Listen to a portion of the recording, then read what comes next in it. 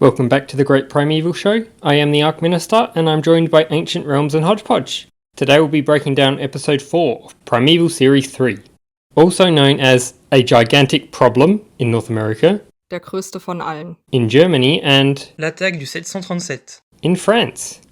Written by Paul Moosley and directed by Mark Everest. Have we all recovered from episode 3 yet? No? We haven't either. How does anyone get over that? There are some things that time cannot mend. Anyway, let's start episode 4. Christine is looking at the picture of the artifact that Captain Ross got for her in episode 1. How or why Christine knows of the artifact from the future is unknown, and made even more confusing by the fact that she has blueprints on her desk. You're certain it was in the Ark? Through dialogue, we find out that she intercepted transmissions from the Ark, the first hints to her spying on them. We are introduced to Captain Joseph Wilder, who is meant to be Christine's right-hand man. However, his role got greatly diminished over the series, and some of his sequences were replaced with Captain Ross. This is also the first time we see Christine Johnson's headquarters, seemingly having moved from the temporary home office building in episode 1. This is a regular location for this series. The black and yellow tape is a nice touch. Our whole future could depend on this. How? Why? What does this mean? Creepy vibes as Wilder and Christine oversee a surgery on a... Wait, is that a future predator? Once we understand them, we'll know how to control them. What is Christine doing to this predator? Is this an autopsy? Or the more likely explanation is that these are the sorts of experiments that eventually led to the neural clamp technology from the future we saw in Series 2. As Christine says, We have to learn how to harness that power. Unexpectedly, the predator wakes up before anything can be grafted onto its head. Did these guys just underestimate the tranquilizer dosage? But we didn't know how much to give it! It begins thrashing around like, well, an animal. Despite the window where Christine and Wilder are viewing it from being a one-way mirror, it can still detect them via their heartbeats. Wilder seems to know an awful lot about the predators, indicating he's either encountered them before and or been to the future. Christine decides that the best course of action is to end its miserable life with a high-powered electric current, which also means lifting a cloaking device hiding something from the Ark. We won't find out what until later. Oh great, pig noises, because we didn't have any sounds from the predators that could have been used instead. Wilder watches on in disbelief as the predator dies via shock damage. That was pretty wilder. Annoyingly, this intro scene is never addressed again, and we never find out why Christine wants to control the predators. Was it to be like Oliver Leake? I intend to be very, very powerful. Episodes 4 and 5 use an updated version of the credits, with the lead position of Douglas Henschel being replaced with Jason Fleming. How dare you stand where he stood? With no other changes.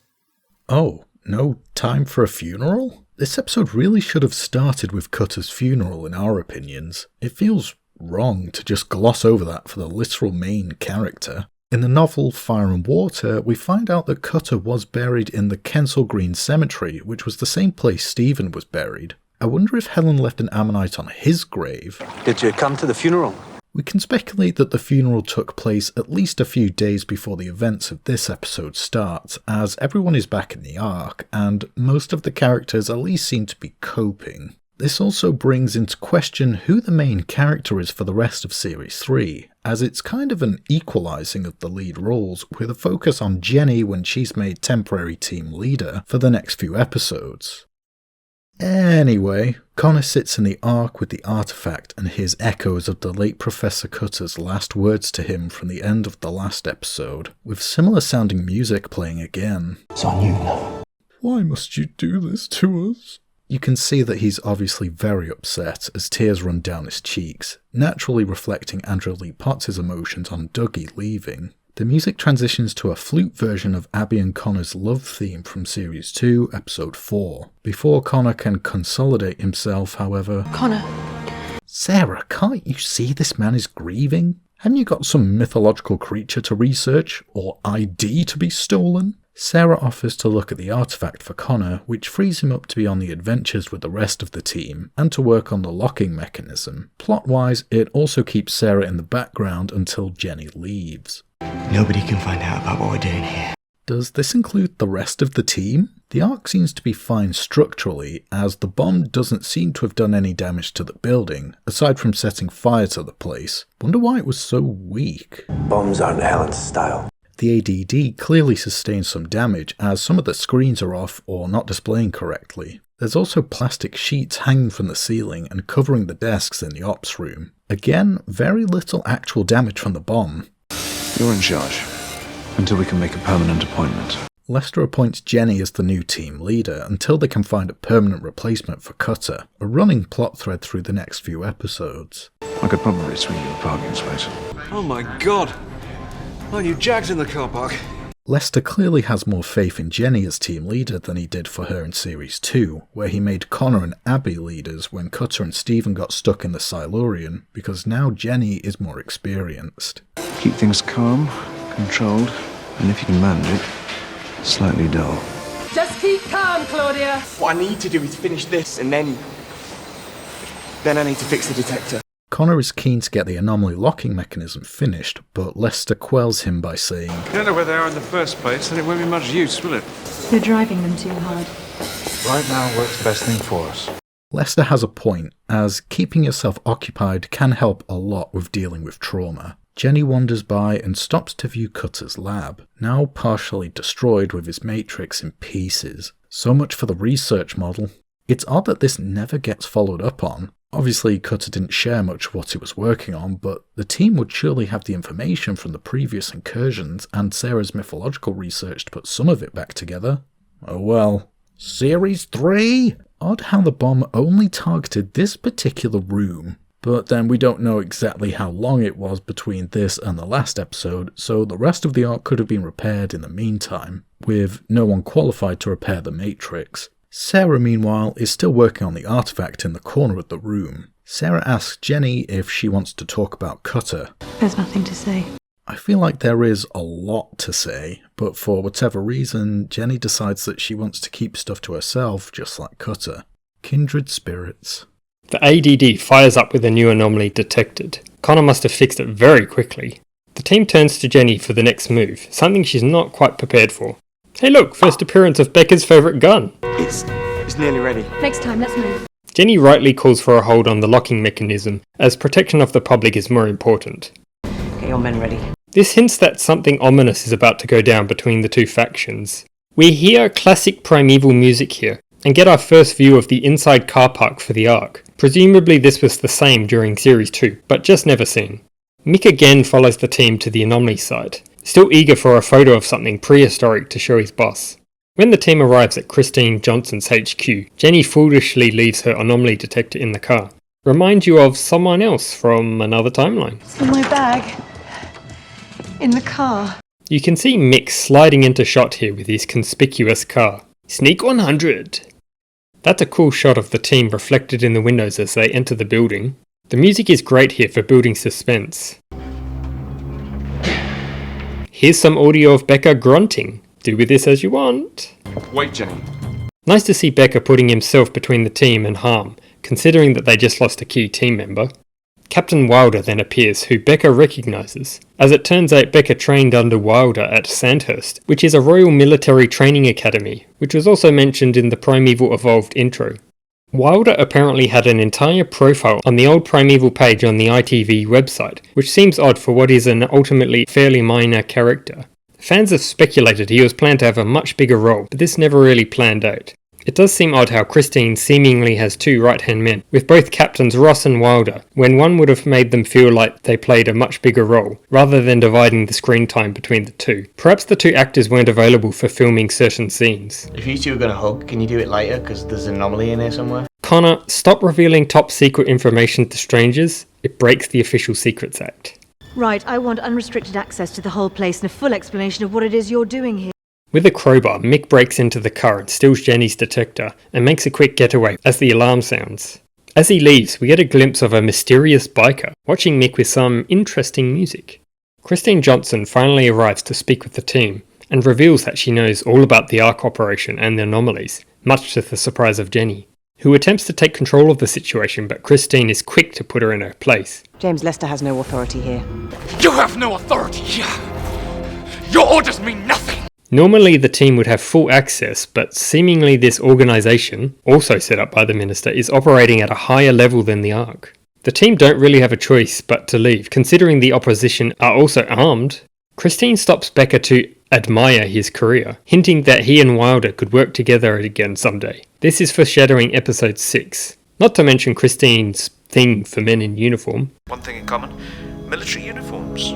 As Jenny gets back to the car, she notices the smashed window and missing handheld detector. Luckily, Danny isn't here to scold her, yet. It's your responsibility to keep that safe. What are you doing? The exterior and lobby area of Christine's HQ were filmed at the Samsung house in Chertsey. Back at the Ark, Jenny and the team inform Lester about Christine's knowledge. However, he seems unsurprised. That's not news to you, is it? You sure the detector was working?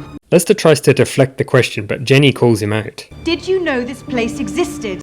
Lester does seem as in the dark as the team, as he knows Christine is up to something, but did not know about her HQ, which is a bit odd. Yes, thank you for that statement of the blindingly obvious. Whoa, that touched a nerve. Lester instructs the team that he'll deal with the situation. Connor's back to work on his locking mechanism. He's really keen. He then takes a call on Abby's phone since she's seemingly vanished. Tell her I'm going to show her a proper good time. Excuse me? We later find out that this is Abby's brother Jack Maitland, which begs the question, who the hell talks about their sibling like this? I'm back and we're going out in the town tonight. Connor is naturally very confused by this, as the ambiguous way Jack talks to him and the way he talks about his sister is deeply concerning. Meanwhile, at an airport, there's a CGI aeroplane landing. Honestly, the model is pretty much perfect. At an airfield hangar nearby. You can also hear a rendition of the Anomaly theme from Series 1 here. This establishing shot of the Evening News HQ is the same as the last episode. Mick brings the detector he stole to Catherine. What is it? Some kind of detector? For what? Detecting things, presumably. The handheld detector then picks up the airfield anomaly, despite them only previously being short range in Series 2. Either they've been upgraded since then, or the News HQ is close enough to the airfield to count as short range. Or maybe they're linked to the main detector? Get me a camera crew ready in 2 minutes. I wonder who that will be. The music playing here is reminiscent of a stereotypical breaking news bulletin intro. If you look closely at the staircase in the background, you can also see this set is filmed at the same location as Christine Johnson's HQ. At the same time, the Ark picks up the anomaly, and the team sets off to the airfield. Abby is still absent when Connor asks Jenny where she is, who mentions Jack. Proper good time. Connor also gets permission to get the locking mechanism up and running in preparation for this incursion. It doesn't exactly seem like a priority to test this untested device at an active anomaly site. Perhaps it would have been better tested on a permanent anomaly site that had previously been contained. For example, the London Underground anomaly from Series 1 Episode 2, or the Mercury Future anomaly from Series 2 Episode 4. The Evening News crew used the stolen detector to get to the anomaly site, and boy, that's a big anomaly.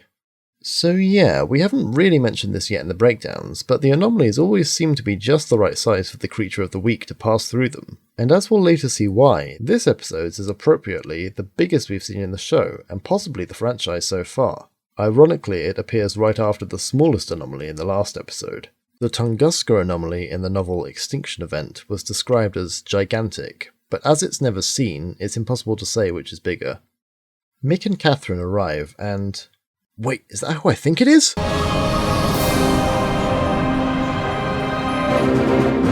This is Nigel Marvin. He's a zoologist and an expert in tackling dangerous animals. Flippin' heck, it is! The time-travelling zoologist himself, Nigel Marvin. This is such a great moment, as everyone's favourite dinosaur fanatic appears in yet another of Impossible Pictures' shows. Nigel has completed the trilogy, with Walking With, Prehistoric Park, and now Primeval. We'll talk more about this legend in a bit. What is it? I don't know. But I think we're going to find out. You're meddling with powers you cannot possibly comprehend. Obviously none of these characters know what an anomaly is. Connor finishes packing up the locking mechanism, which he then gives to Becca to sort out, for some reason. The mysterious biker has seemingly followed the Evening News, and is now hanging around outside the hangar. Nigel, meanwhile, is getting impatient, and wants the dosh. Who do I speak to about my expenses? Though he's only credited as presenter in the credits, this does appear to actually be Nigel Marvin himself, though it appears he's fallen on hard times, seeing how he's working for this news company. Did Prehistoric Park go bankrupt? Or did Bob seize control of the park? Before he can get an answer about his expenses, however, some of the most stock generic sounds come from the anomaly. In fact, these are the same noises that the Sharptooth makes in The Land Before Time. What was that? What is that? This is another use of that CGI plane, flying a bit too low. Connor and Jenny discuss Abby having a proper good time. Suddenly... No, Jenny. You can keep driving. It's fine.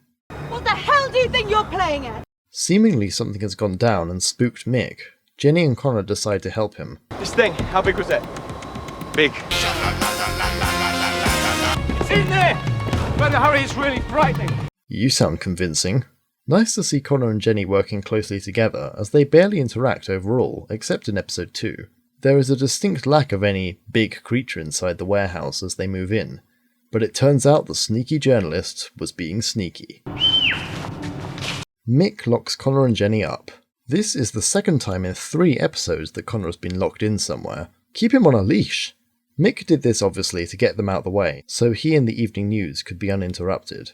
Catherine and the crew are clearly bored of the lack of creatures. You promised me a prehistoric creature. Now, anything less than a mammoth, you're fired. This is an indirect mention of Mick's story about the mammoth on the M25 from Series 2, Episode 6. The scene again cuts away as more generic roars come from the anomaly. Didn't we just do this? Some of the scene editing in this episode is a bit choppy. I can't believe I let myself get taken in by that reptile of a journalist. Amphibian. Reptile. No.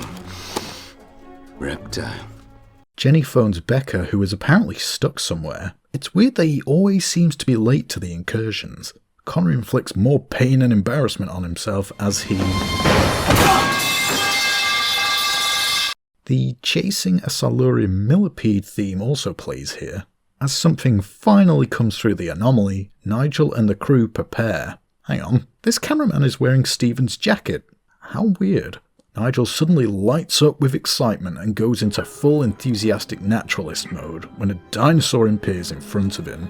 He IDs it as a young velociraptor, and it appears to use the adult raptor model from Series 2, only shrunken down and without quills, and with the same texture. It's possible that this is actually Buitreraptor, a dromaeosaur that lived alongside the other creature that comes through the anomaly in a moment. It's a little nervous.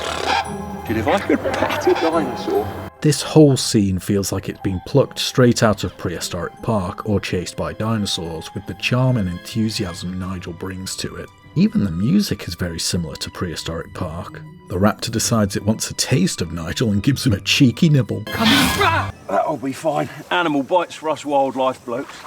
It's just a badge of courage. I hope that thing wasn't venomous. When it bites Nigel, it makes a Jurassic Park raptor sound and then runs back through the anomaly. All the evening news crew are beside themselves with joy as this happens. It only took Nigel to make it a worthwhile encounter.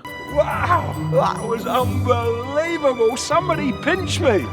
As Nigel laughs to the camera in glee, a huge head of gigantic theropod looms out from the anomaly. This guy in the car decides he doesn't get paid enough for this and tries to drive off. What a monster! This immediately catches the attention of the dinosaur. Everyone runs in panic except for Nigel, who is too stunned to move. He puts his hands up like Gennaro in Jurassic Park.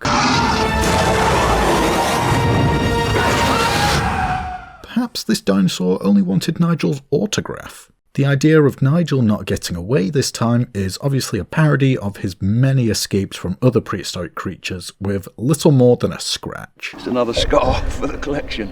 This is the last we see of Nigel, as he has not appeared in any following dinosaur documentaries so far. So for a long time after this episode aired, many of us believed that he was eaten. However, in 2021, Nigel revealed in a tweet that he did in fact survive.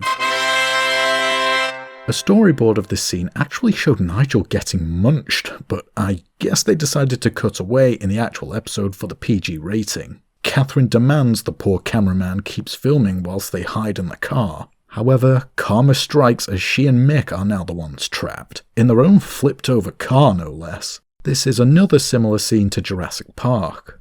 People messing with things they don't understand results in them getting injured or killed by dinosaurs. Boy, does that sound familiar. Your scientists were so preoccupied with whether or not they could, they didn't stop to think if they should. Oh, the cameraman got crunched anyway. That jacket must bring death. Back with Jenny and Connor again, they hear the distant screams of the time-travelling zoologist. Something seems to be trying to break down the door, and who should show up but... You'll not see nothing like the mighty wind. Well, you don't want to do that. You need all the help you can get.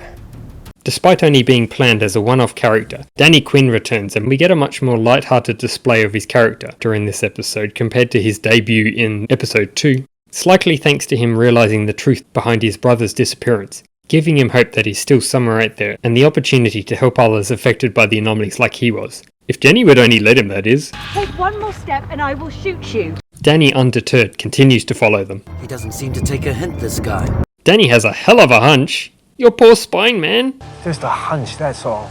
After discovering the giant anomaly, they take their time realising that there's people in the flipped car. Danny springs into action to save the day. Again, instantly attempting to take command. Oi, I give the orders round here. Poor Jenny getting undermined on her first day as team leader. Perhaps she's not quite cut out for this. The amount of sass in that eyebrow raise is immeasurable and totally deserved. Mick's trick is up. Get me Christine Johnson. I don't care if she's in a meeting, on holiday, or just been struck by lightning. Get her for me now. Oddly specific, Lester, but funny nonetheless. Becca finally arrives with the locking mechanism. This is the biggest story that there's ever been, and it's mine. Interesting that just a few minutes ago she didn't believe Mick about the creatures, and now she wants to go public. You don't really seriously believe that you can keep this covered up, do you? Watch me. Take them away, take their phones. Not one word of this leaks out. Mick and Catherine are taken away to keep any information from the incident becoming public. Apparently the Giga went back for some reason. He knows there's easy prey here. Wow, Connor, assuming it's gender. And feeding habits before you've even seen it? I expected better of you. Here's what I think we should do. There is no we. There never was a we. Danny completely ignores this and continues to trying to help. Another maverick type character, just like Cutter was. So, where do you want all this stuff? Ironic that a former police officer doesn't want to listen to authority. Love the detail of Connor struggling to lift this box. It wouldn't be a sci-fi show without this holographic display. There's nothing here that in any way threatens the integrity of the Ark operation. I give you my word on that. Liar! You've got a little bit of a hotline to the Minister. Is Lester jealous of this? We later see in Series 4 and 5 that he isn't always invited to events with the Minister, whereas Philip Burton is. Well, he didn't say anything to me about it. One thing in common, military uniforms. Haha, silly Lester. The pair discuss Cutter's replacement for the role as team leader, which is interesting to think about since this position was just afforded to Cutter when he got involved way back in Series 1, Episode 1. There was never any reason to question it, but now they have a chance to pick someone who would be a suitable replacement. The military have a significant role to play in the fight against the anomalies. I'm sure you appreciate that, James. Again, Christine mentions the military helping the Ark, and yet we never see her providing any help.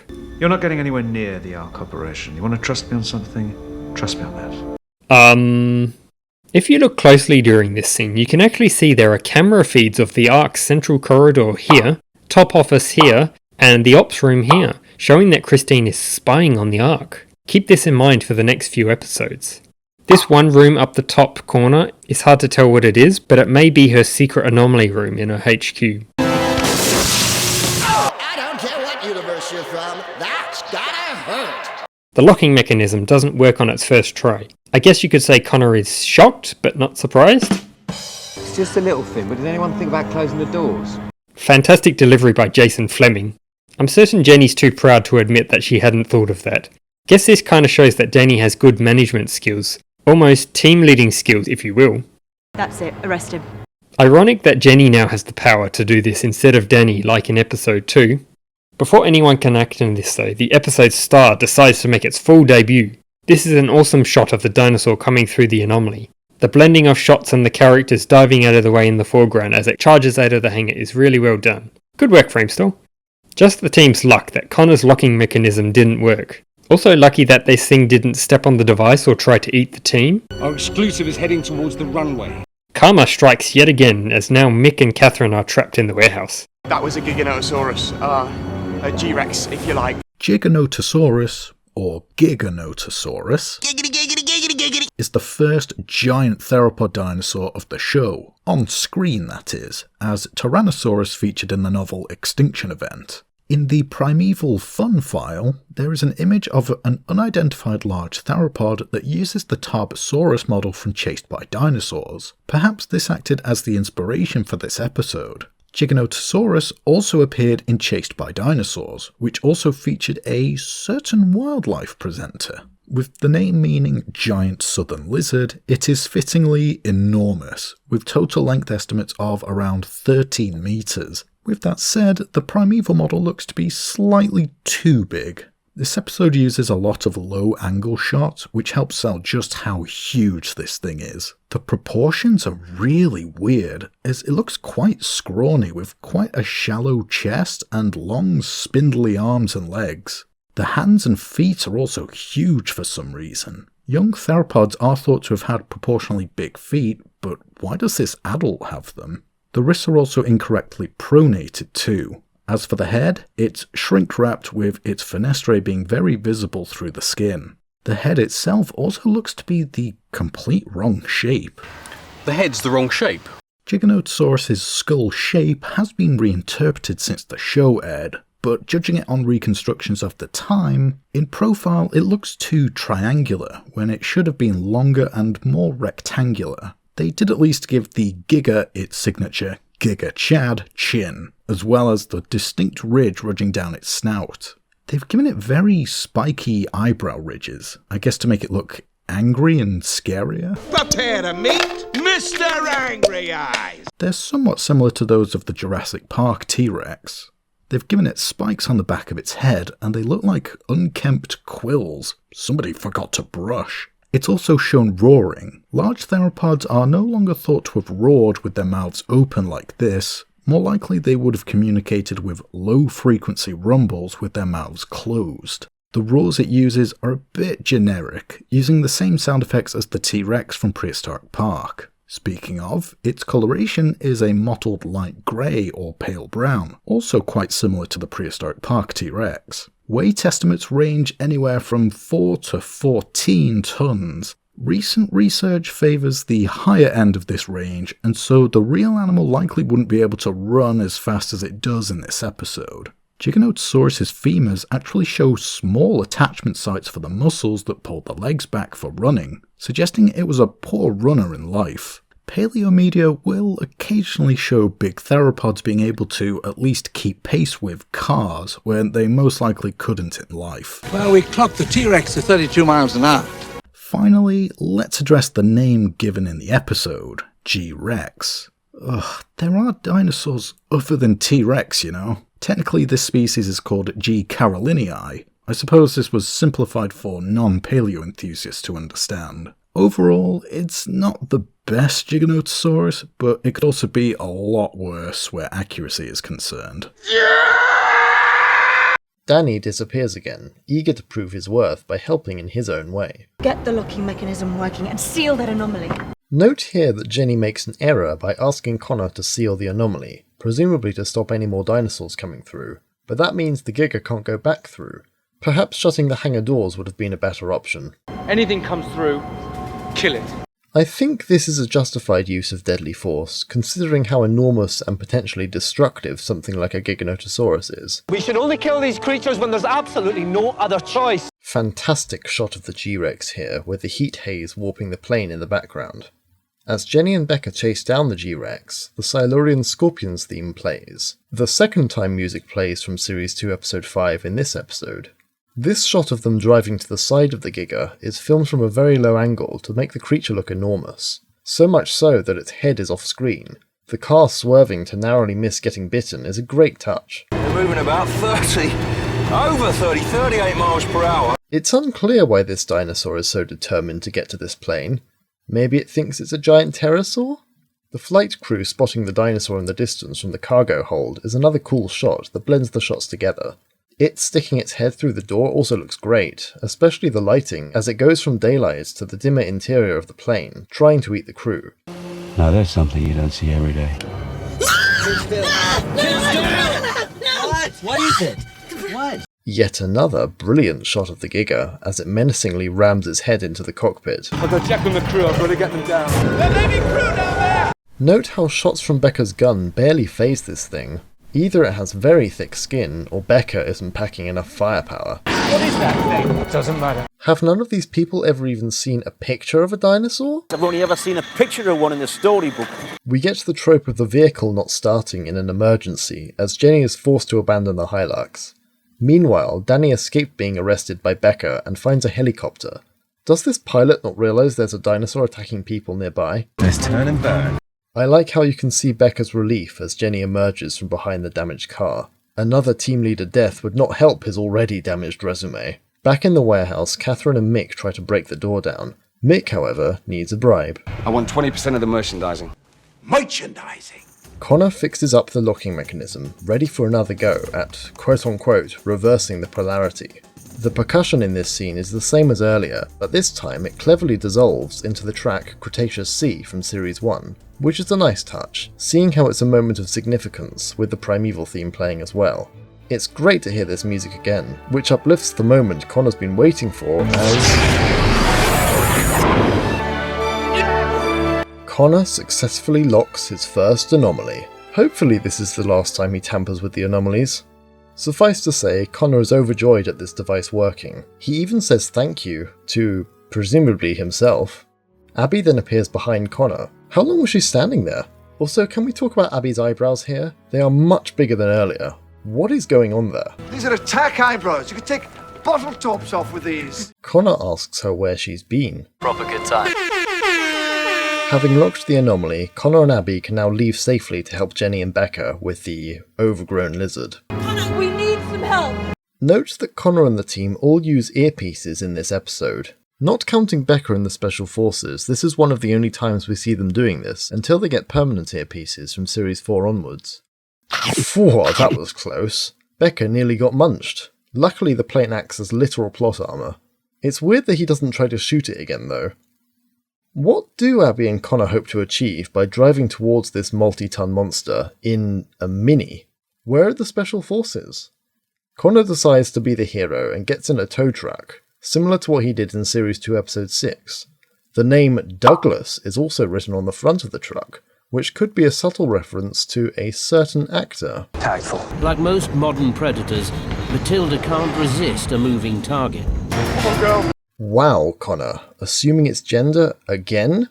This time the opposite though.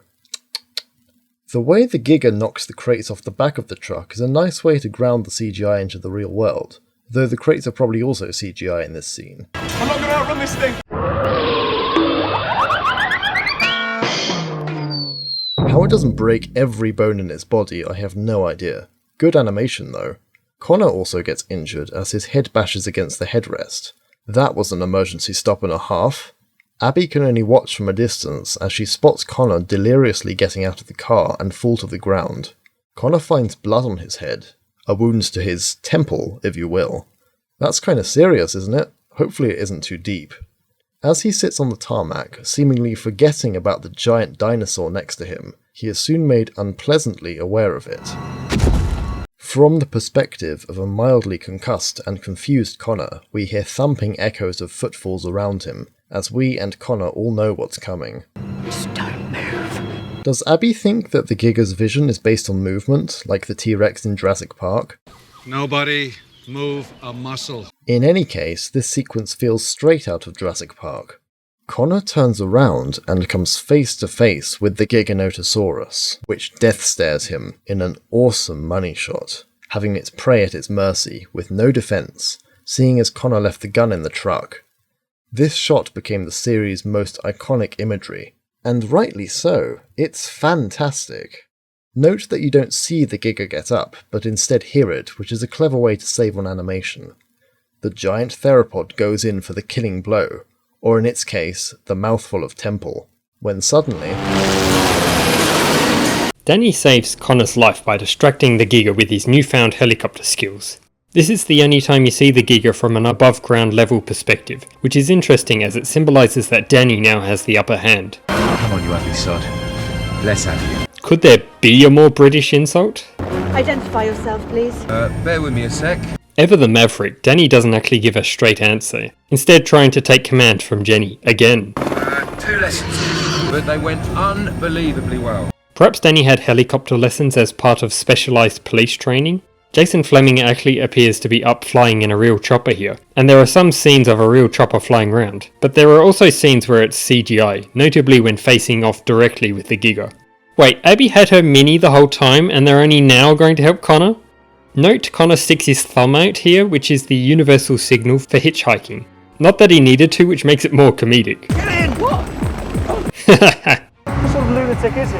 He's gonna be your new boss soon. Connor, did you lock the anomaly? Oh, yes. Oh, no. Classic goofy Connor. Despite his crowning achievement of actually intending something to help the team, it's now become a hindrance. Oh, Connor, that's right. Johnson. Mick and Catherine finally escape in time for the finale. Yay? Catherine speeds off with Mick trailing behind. This is cool. This is good. Is that enjoyment? Terror? The music here is called Dracorex, which is later used when Danny battles with the Knight in episode 7. Come on, let's go. Whoa, I think this is the only time we ever see the Special Forces run away? I don't think Becca's going to be very happy when he finds out. I'm gonna have a little word with security. Yeah, your men are getting slack. The remaining evening news crew sneaks back into the hangar once the Special Forces scarper. Let's just skedaddle. Let's just get out of here. Mick just wants to get out of the situation. Obviously getting much more than he bargained for with this, but Catherine has become more desperate to be the best newscaster, I guess? I want that footage. The rest of the team return to the anomaly hangar with Jenny immediately confronting Catherine, who again delivers an apt quote. Have you ever heard of freedom of the press? Danny meanwhile leads the Giga back to the anomaly and flies the helicopter straight through in some convincing looking CGI. It's unclear whether this is intentional or if the helicopter gets pulled through by the anomaly's magnetism. You know what? I quit. Mick finally seems to sense the reality and danger of what he's doing and wants out, though this is a little too late for him, unfortunately. The rest of the team get out of the way as the Giga enters the hangar, except for Mick and Catherine who stand between it and the anomaly. They're really just asking for it at this point. This is going to be an amazing shot. Catherine is adamant on getting the perfect shot for her dodgy news network, oblivious to the impending doom before them.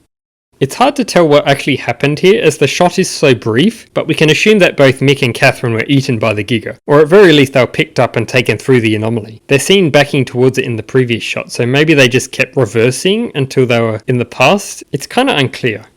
It would have been interesting to see if Mick were to somehow get a redemption arc if he survived, considering he changed his mind. Regardless, the whole evening news storyline unfortunately just gets dropped here. We don't even get a cover-up for this event, or a follow-up with what happened to all the other evening news crew who witnessed the anomaly and Giga and ran away earlier. Jenny tries the radio but gets no reply from Danny, which makes sense. This was previously talked about in Series 1 Episode 1, but it's not seen, so it's unclear whether radio waves can travel through anomalies. It's 1855. I want you back no later than 2000 hours. If the first contact works out, we'll take it from there. Becca wants the anomaly locked now that the threat has gone back and insists that his wishes are carried out, but Jenny scolds him of his breach of command. But Jenny... I'm in charge here. There's a brief scene of tension as the team waits to see if Danny will come back, but after a while Jenny decides that they should lock it. However... Oh, the triumphant return. Danny makes a triumphant return with some cool music, and all seems well until... There's a herd of them, and they're coming. They're moving in herds. Not sure that's the right term for a group of theropods. I gotta give him credit for trying. I can't lock it with him in the way. With Connor's reaction here, I wonder what would happen if someone were to get hit with a blast from the locking mechanism. Would they get electrocuted? Fortunately, Connor is able to lock it once more as Danny is dragged out of the way, and now the danger is gone. Phew. So what did you do with the helicopter? I'll just nip back and get it, shall I? So now there's a discarded and probably crashed helicopter just laying somewhere in the Cretaceous. If you look closely, you can see this random guy with an orange high-vis vest in the background behind the team. Who is this guy? Connor again tries to ask about Jack, but Abby is still acting weird. Proper good time. The music here seems to be an alternate version of the Abby and Connor at the hospital track. Jenny goes to arrest Danny, who is kind of into it. Well, we all have our own unique way of showing appreciation. Jenny mentioning people getting killed is likely a reference to Cutter and Stephen dying, and a warning not to get involved. Also, Danny rebuffing, saying, I know that, Jenny. Remember? is an indirect mention of his brother going missing 14 years ago from episode 2. Remember this guy? Well, now he's in the driver's seat of Abby's Mini. What the hell is happening? Sorry if I got at you before. Yes, Becca, apologise to your queen. Jenny then turns back to talk to Danny and... wow, Danny must have really shifted. He's completely gone. And that only took 11 seconds from him being here to being all biked up and powering off. The fact that Jenny actually chased him implies she really wanted to arrest Danny. I like the fact that Becca smiles at this as well. He'd better get used to Danny's shenanigans. How's the head? Might have knocked some sense into me. Either that, or you'll go on to create anomalies for some guy that will almost destroy the world. One or the other. Cutter would have been proud of you. And you. Another nice sweet moment between Jenny and Connor, and it seems like Jenny nearly starts crying here. It's nice that they both lament for their fallen leader and friend. Cutter, you will forever be in our hearts. Back at Abby's flat, Connor turns up for the talk. He starts speaking to who he thinks is Abby behind him, but instead a topless young man suddenly appears. Connor is caught dumbfounded for a second before Abby also appears next to him. You just put some clothes on, please. Put some trousers on. Oh, Abby is clearly trying to cover something up here. The episode is trying so hard to imply that this is a new boyfriend, for some reason. My baby brother. After hesitating for way too long, Abby reveals to Connor that this is in fact her younger brother, Jack Maitland, who's come over to stay for unknown reasons. Why hasn't she ever talked about this guy to Connor before? Wouldn't he be in Abby's personal files in the Ark, which Connor has definitely trawled through? Yep, this is definitely her brother. Connor looks so relieved here. At least he's convinced. Abby apologises for not explaining about Jack earlier and asks Connor to move out for a bit.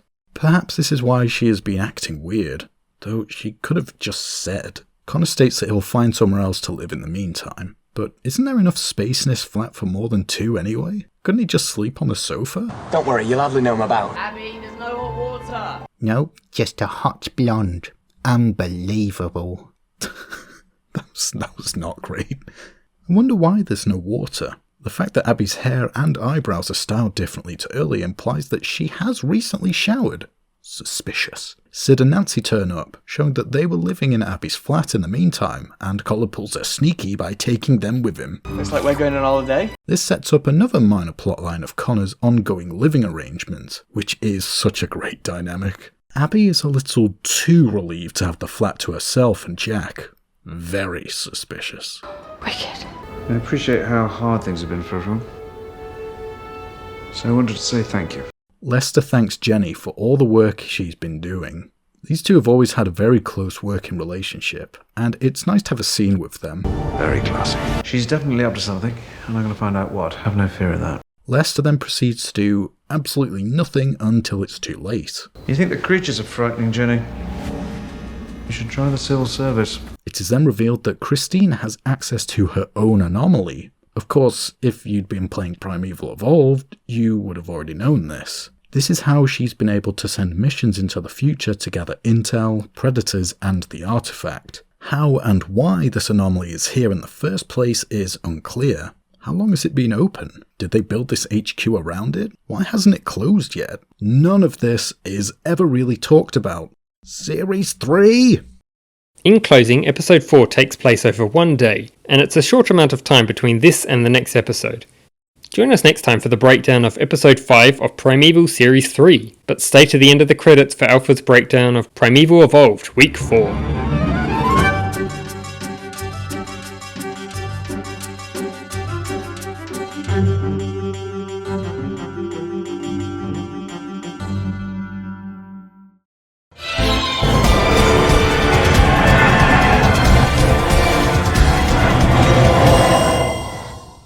Week 4 of Primeval Evolved was released 2 days after Episode 4, with the clue word being scientist. Now, unfortunately, due to a lack of information on the Primeval Wiki, we can't tell you much about this week, including about this week's game. Jenny confesses to you that she misses Professor Cutter and doesn't want to be a team leader. The interaction items this week include your radio, which has a report of a giant dinosaur balloon that has blown across an airport, causing a disturbance. The sketchbook has a profile on the Giganotosaurus.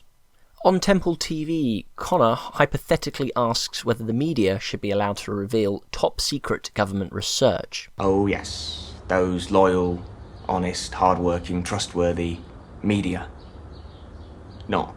This week's game is Missing Link and has something to do with the human DNA linking to Australopithecus DNA, specifically the individual Lucy 333. This is a setup for later episodes. Again, apologies for the lack of information. Perhaps if ITV and Impossible Pictures, or maybe even the developers Hoodlum, could share some light on the Primeval Evolved weeks, we would be able to find out more. Thanks again for watching. We'll be back next week for more Primeval Evolved breakdowns. This is Alfred, signing off.